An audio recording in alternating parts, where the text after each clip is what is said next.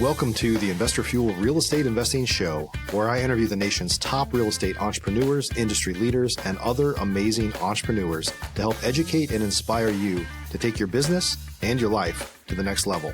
My goal is to add tremendous value to you during every single episode of this show. If you get value, I'd love it if you subscribe on your favorite podcast player, subscribe on YouTube, and my very favorite, please share this with your community so we can impact even more entrepreneurs. Let's start today's show. Hey, everybody. Welcome back to the show. I'm excited to share Dimitri with you today. We've been friends on social media for a long time, commenting on each other's posts and things like that. I think we maybe even had a brief possible connection in Germany when we went to Oktoberfest last year. Maybe you were there right before or right after or something. But but we've been kind of, friends on Facebook, if you will, for a long time. First time we've actually got a chance to talk together. But Dimitri lives in Belgium but invests in Florida and has been an investor for a long time, almost all of it in Florida, other than a brief stint in his own country. So pretty cool, and looking forward to getting to know him a little bit more today. And for those of you that are listening, to kind of hear a little bit more about what's possible, because I'm the other way around. I've invested mostly in DFW. I've flipped hundreds of houses here.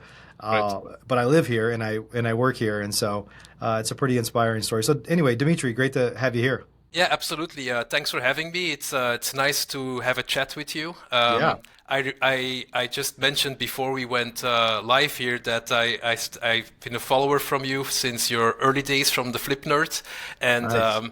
I remember telling my wife after I met her 1 week, and she told me, "Get off your laptop. We have to go out. We're here in Paris. Let's go look at the Eiffel Tower." And I was like, "No way!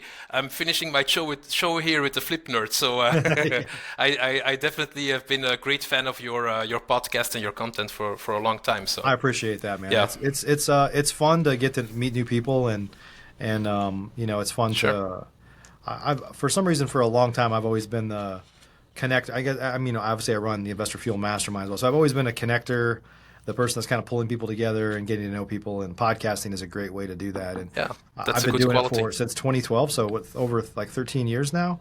And it doesn't get old. I mean, I have plenty of things to do in the day, so finding time for it is the hard part. But I'm glad to do it, and glad that we have you here today. Absolutely, man.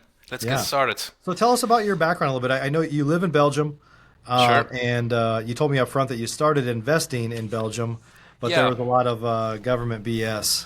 Well, the way it actually started is when I was at university, someone showed me like a table with the starting salaries of engineers. I was studying mathematical engineering, and I was like, yeah, that's just not going to work for me. And so I started reading a bunch of books, and I read some books on real estate. And in Europe, in Belgium, we don't really have books about those subjects other than a few analytical books about appraisals and stuff like that, but not really like the inspiring real estate investor books. So I started reading books about the US, and then I went to some attorneys and with those American books, and I was like, I want to do this here in Belgium. Can you make some contracts for me? And so we started doing some deals here in Belgium. We got some lists for vacant houses and stuff like that, which back then the regulation was not as strict as it is today here in Belgium, and we started buying houses and reselling them. I partnered back then with a friend of mine.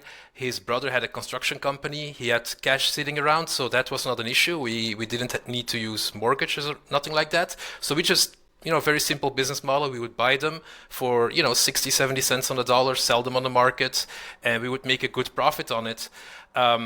The thing that was a little bit disappointing is after all the taxes were taken out, which were about 60% of our profits, and then we got some fines because the government said, well, you can't buy houses that cheap. That's not fair to the seller, and so they fined us. About $50,000 in fines. Now we made over 7 figures, so it was still okay.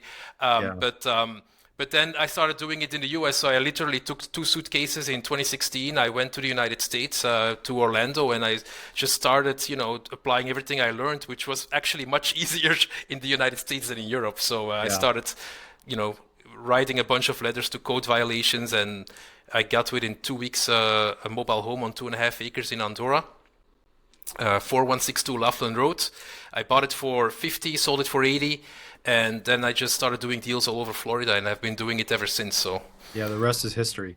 yeah, So that's interesting. So on the Belgium side, so they, I mean, if generally, Europe feels like it's not the land of the free. I mean, yeah, I don't know about Belgium specifically, but right, they just didn't. So first off, I want everybody to hear that you said that you had to pay 60% in taxes, which is correct, yeah. crazy. So a lot of people always assume that some far off land must be better. But anyway, Yeah. but how were you? I'm just curious. How were you marketing there? And it's interesting. It seems In like it would Belgium? be, if there's nobody else doing it, I bet it was just kind of wide open for a while, right? Well, it was wide open, and we actually cleaned up some deals that I'm sure have been sitting there for literally for years because we Yeah. got some houses that we got a couple of houses around Leuven, which is a place that everyone said that's too competitive. There's a lot of real estate offices there, which is true. There's real estate agents there, but no one was marketing as investors.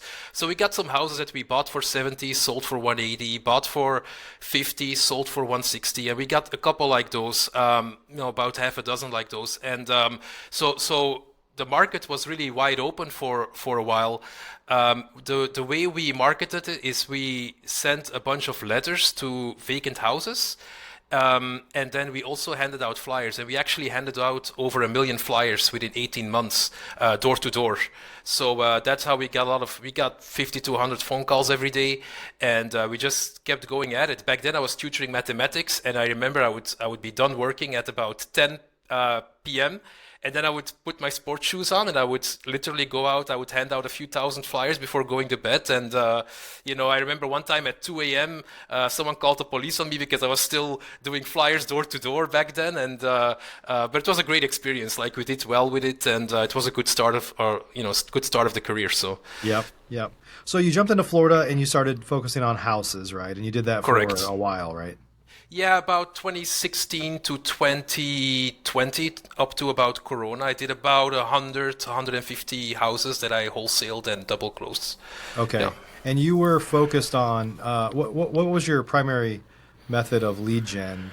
It probably evolved during all those years, but Initially, it was postcards.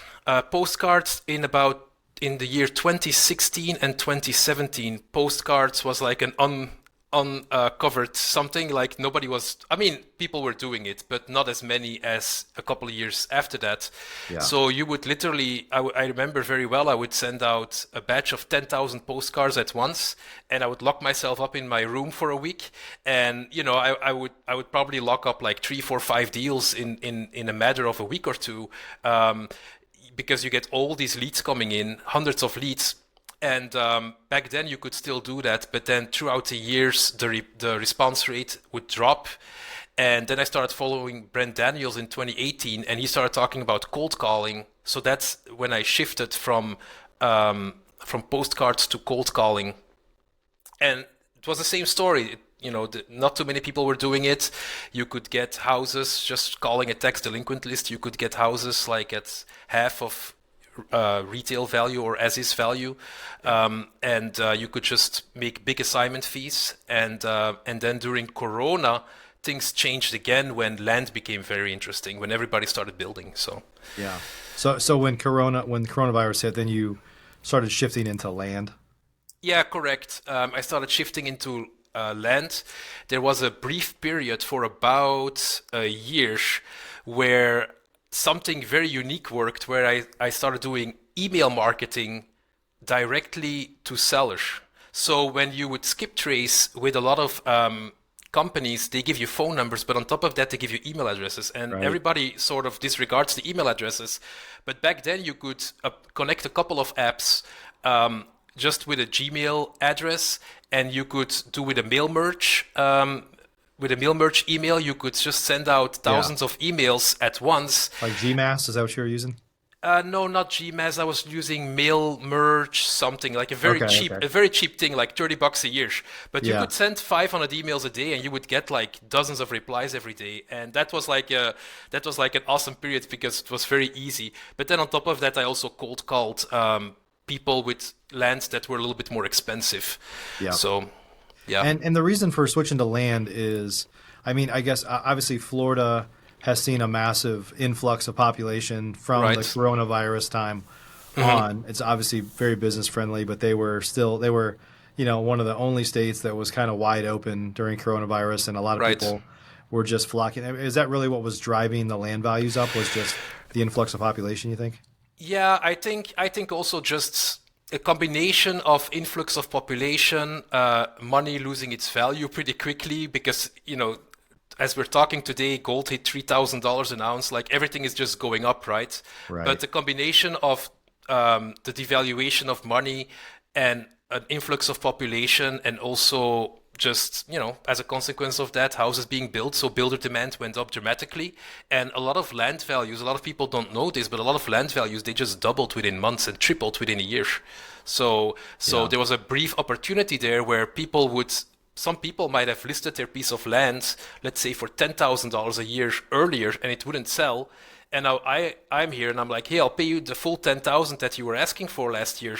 I'll cover the closing costs, I'll cover the fees and everything. I'm just sending you a one-page agreement, and in 12 days you have your money. People would be like, wow, that's amazing. Where do I sign? And then you would Yeah. assign it the same day to a builder for 20 grand. So there was Yeah. a Yeah. very during Corona, like 2020, 2021, there was a very brief opportunity there where land values had shot up. Builders would pay a lot of money for them, and the owners, they were still sort of in the 2019, 2018 mindset.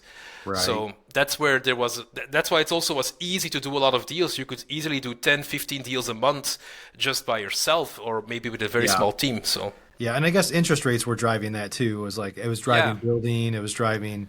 If people are going to buy a house or build a house, they probably are more likely to make the decision to, hey, if we're going to move, like let's go now, and if we're going to move somewhere, let's go to Florida or Texas or right. somewhere Yeah. else, right? Yeah, Yeah, yeah, yeah. Somewhere where they feel like their hard work is, not being obstructed by the government. So, yeah, yeah. yeah. A lot of time were these people that usually lived next door and they had just bought two lots? Was that pretty common, or? No, it's actually what you have a lot in Florida is people. I spend a lot of time thinking about this because you also have a whole bunch of people that are out of the country. I just closed a deal from a probate deal with people that lived in Switzerland, and they bought the land 10, 15 years ago, and they bought it. And I even asked the heirs, because the owners had passed away, like, why did he buy it? And he's like, yeah, he thought it would sound good to have some land in the United States. And so I thought a lot about this, and I think the main reason, if we're honest here, why a lot of people buy some land in Florida, it's more like a bragging rights, maybe sitting at the sort of like the dinner table during Christmas and being like, yeah, John, what do you have going on? I'm like, yeah, we just bought nothing much. We just bought some pieces of land in Florida, and you gotta invest, right? And so I think a lot of it is people feeling like it's an achievement, an accomplishment to have land in Florida, or when they're outside of the country to have it in the United States. I think very often it's not the best financial decision, because if you add up all the property taxes after 2 or 3 decades, you know, that it has not been a great investment for a lot of those people. And I know that because a lot of people, they will contact me and they'll be like, if I can get what I paid for it plus the property taxes, then I'll sell it to you. And the answer is always Yeah. no. So, yeah, a lot of it is people just buying it as an investment. And then after a couple of decades, or when they've passed away and the heirs have to deal with it, you can just buy it from Now them. the So heirs are paying taxes on it, and they're like, "What the heck is this?" yeah, the heirs are paying taxes on it, and there's like four heirs, and John paid the first year, and now Maria has to pay the second year, and Maria is like, I'm not paying, and that's the moment they might get a call from me, and they'll be Yeah. like, yeah, let's sell it, we I don't bet want for a lot of this. people outside of the country, it's like an option fee as well. In their mind, they're kind of like, if I ever need to, or I ever need to move to the U.S., I already own land there, so I could build on it possibly. Yeah, could put a tent on the land, I guess, for a few months. And yeah, well, I guess you can do that these days in a lot of places. So, Right. Yeah. before we kind of go forward, what are some of the pros and cons of land? I mean, you're overseas, so you're doing You're everything right. virtually anyway, Yeah. Yeah. right? So, what are some of the pros and cons of land versus houses in your experience? Well, I mean, obviously, a big advantage of land, and that's also one of the reasons why I stayed with land, because, it's you could make the argument that I could have shifted back to houses, once the interest rates doubled in 2022. But when I started doing more and more land, I was like, man, this is so easy. And I remember many times having 10, 15 deals in escrow and being like, if I had to do this with houses, this would be a complete nightmare. Whereas with land, you can have 10, 15 deals in escrow that are about some in probate, some whatever, but they're all pending to close. And so to make a long story short, land is just a lot easier to do virtually. Like you could literally sit anywhere and wholesale a piece of land or buy and sell a piece of land in Florida or anywhere else in the United States. You just have to make sure you do your due diligence, especially if you're going to close on it. So Right. And I guess there's just generally less emotion, right? I mean, people aren't as emotionally tied to land as they might be to a house. that's a major advantage as well. Nobody's living there, of course. I mean, Yeah, no one is living there. So again, there's no house. It's like wholesaling a house without a house, right? And think about it. What's difficult about wholesaling a house? It's the house, right? Because Right. in the house, somebody lives there. You need to inspect it, check the condition of the house. How is the roof? Now remove all of that.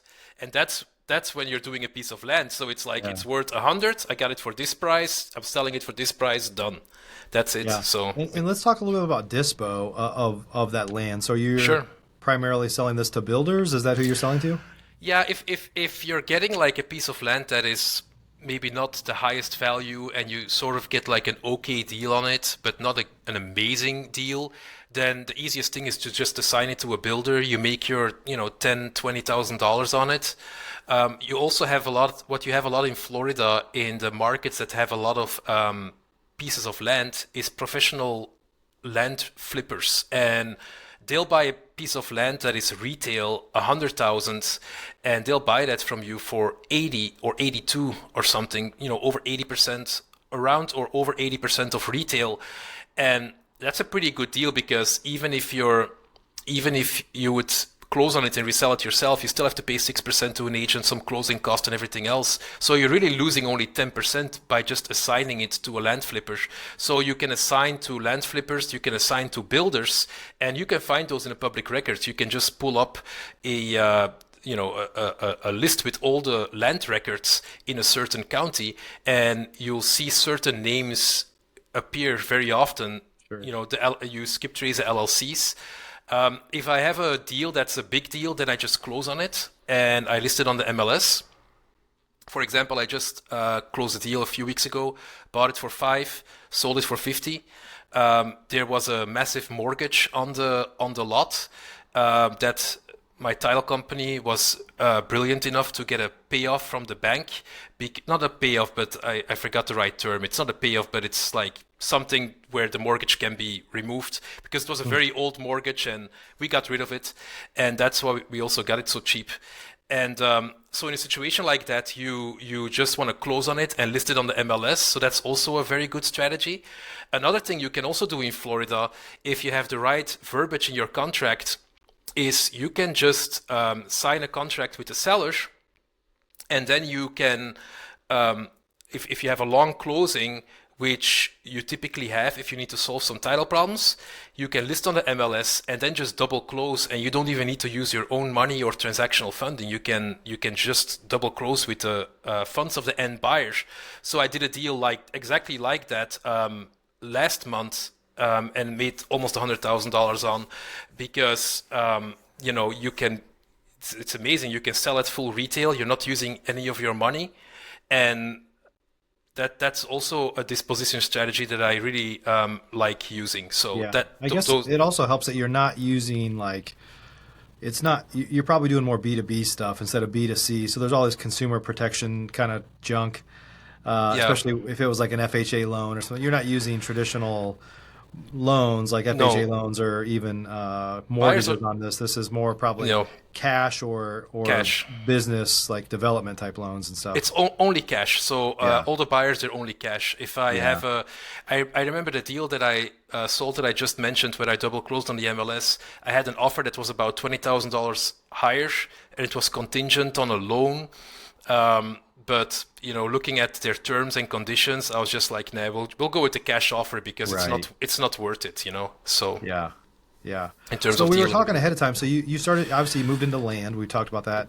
And then you started moving kind of upstream, I guess, into more valuable land, right? Talk about that a little bit. Yeah, so when you spend time thinking about the deals that you do, once you've done, and I know, Mike, you've done a lot of deals yourself. So when you think about, let's say, the 10 biggest wholesale deals or the 10 biggest flip deals that you've ever done, and then you look at the 10 smallest deals you've ever done, and it's not like, let's say the 10 biggest ones, they're maybe, I don't know, maybe 50 times bigger than the 10 smallest ones on average. It's not 50 times more work. It's not even, it might not even have been any more work, right? You Right. start to realize that um, bigger deals are not necessarily more work. And it can even be the opposite because with bigger deals, you have more potential profit there, which can justify you hiring a good attorney, getting a good surveyor, or getting the things, the resources that you need because the deal pays for it. So I started to realize that, in the last couple of years, and so I started to transition more and more into more expensive pieces of land where you're eyeing a profit of 6 figures and up because for the reasons that we just mentioned, you start to realize like, hey, that's actually where I have to be, that's where the money is. And I remember an old story about some bank robber. I don't know if you ever heard it. And they asked him, "So why did you ever rob banks?" And he's like, "Well, that's where the money is, right?" So sometimes you just gotta keep it, very simple and look at, hey, where's the money, and you go there. And with big deals, that seems to be the case. So Yeah. I think especially if you're in a larger market and you have a limited budget, like you can always just your buy box can just be higher dollar zip codes or yeah, maybe larger lots or well, I guess you can also pull data to see where are the maybe like the luxury builders buying versus just like yeah, for sure. the little no-name builders. But Right. Yeah, I think a lot of people will think they make the mistake of thinking, oh, like bigger deals. So you're buying 100 acres and you're putting in roads, and no, it doesn't have to be like that. Like it can literally be a neighborhood where the average house is $2 million, and there's a piece of land it's worth 500,000, and there's some massive title problems. There's some heirs that they don't get along, and you're just solving the same problems there that you would solve for a $50,000 piece of land. It's just you add another zero. So yeah. And yeah, my guess is when they're more valuable land like that, any issues with like back taxes or tax bills, they're no even more problem. painful because if people want to sell it and they're having to pay, let's just say 20, $30,000 a year in taxes versus Yeah. two or three, I mean, that's even more painful. Yeah, now to some extent, you often have situations where, with the more expensive pieces of real estate, where the owners, like, they understand probate, they understand the back taxes, so it might not be, it's less often like a question of real distress, and it's more often a question of resolving a certain issue, whether it's heirs that don't get along or a certain judgment or something that needs to Yeah. be that needs to be removed or whatever. But to some extent, the problems are still the same, and so you Yeah. use your skill to work with your title company, to work with your attorneys, and you just solve the situation that needs to be solved. So Yeah. So I'm curious, Dimitri. So you're in Belgium again, or right. just to say you're anywhere. Do you have a U.S. based entity and you do everything through that, or what are some of the challenges or things that you've kind of had to do Yeah, because you're overseas and not a right. U.S. citizen versus somebody that's in the country, let's say? Yeah, so you don't need an entity in order to buy and sell real estate in the United States. It can actually be an hindrance because, and now we're getting into things like tax law and everything. The thing you really have to do is, when you're doing deals in the United States and you're outside of the United States, you have to really ask an American accountant, and you have to ask an accountant in the country where you live. The situation is that in a lot of countries, if you would form an LLC or whatever, they actually might tax it twice on the level of the Yeah. US and on the level of where you live. Whereas if you Right. do things in your own name, the advantage of that is for most countries, you would be protected by what they call a double tax treaty. And a double tax treaty, what that does is it essentially states in which country certain income is taxed. And so what most countries will say is if your income has been taxed in the United States under the federal income tax, at the federal income tax rates, then we will exempt that income in our country. So that's really, you prefer to do things in your personal name when you're dealing with things in the United States. And, in terms of asset protection, sure, you don't have asset protection, but that's obviously, less of a concern if you're not a U.S. resident or citizen. So. And I guess even less risk if it's mostly land versus actual houses, if you're taking ownership, Yeah, 100%. Yeah. Any other lessons learned you want to kind of share with, I guess, your all your experience up to this point? Yeah, I would say move to bigger deals quicker. And, I understand very well if you've never done a deal or if you've done 5 or 10 deals or 20 deals, you might think to yourself, well, subconsciously you might sabotage that because you don't believe in it. But as you do more and more deals, you will get more and more confidence, and you will have solved more issues. And as soon as you feel you're ready for it, move to bigger deals, and start eyeing them as soon as possible, because we also talked about it before the show, is something I thought about which really blew my mind, is if you have like a massive operation that's doing a massive amount of deals, let's say 100 deals a month or something, and let's say you're doing 1,000 deals a year, and you're making a $10,000 profit per deal, or assignment fee, let's say, per deal. That's 10 million a year, right? Well, with an operation like that, you can be happy if you operate at a 20% profit margin, which means you're netting 2 million a year. While someone who's doing deals at $100,000, they can do 20 deals a year instead of 1,000 and make the exact same amount of money. So please understand, as you do more and more and more deals, and you would start to hire a bunch of people and pay a bunch of money for inbound leads, your profit margins will collapse. And so that's why it's important, which is a model that I prefer, to just do bigger deals. Now, the one thing I will say is what's sort of connected with that, the important lesson, is you have to look for a niche. So I think the mistake a lot of people make is they sort of scale up their business in what they call the red ocean, where everyone is fighting with each other for the deal and blood is everywhere. And that's why the profit margins are small and the deal size is small. If you can carve out a certain niche, where in a place where there is some distress and a decent asset value, then you can make those big profits per deal. So that's what my advice would be for people. Look for a niche. It can be anything. Maybe it's some type of commercial asset. Maybe it's some type of land, and pick a state and just go at it and try to be the best at it. Just not Florida, right? Just not land in Florida. Besides that, you're good. Awesome. Well, thanks so much. Hey, if folks wanted to connect with you online or get a hold of you in any way or learn more about you, where can they go? Yeah, I'm an old guy, so I'm on Facebook, and so you can connect with me right there. I'm happy to connect with people. So awesome. Well, thanks for joining us and sharing your story. Absolutely, man. It was nice being on. Thank you so much. Absolutely, yeah. Guys, thanks for joining us today. If Dimitri, not taking anything away from him, but if he can do it from across the globe, you can do it here for sure. So I appreciate you guys joining us today. Hope you got some good insights from today's show, and we'll see you on the next one. Take care. Thanks for joining us for today's show. You can learn more about the amazing benefits of the Investor Fuel Mastermind community, including surrounding yourself with hundreds of other rock stars, 100% financing on your deals, and members-only discounts from vendors you're likely already using that, as a member of Investor Fuel, will save you more than the cost of your membership. Visit investorfuel.com to learn more. You can also check out the show's notes for access to free resources, how to get access to world-class lead generation, and even how to work with me directly one-on-one. Don't forget to subscribe so you never miss another episode. See you on the next show.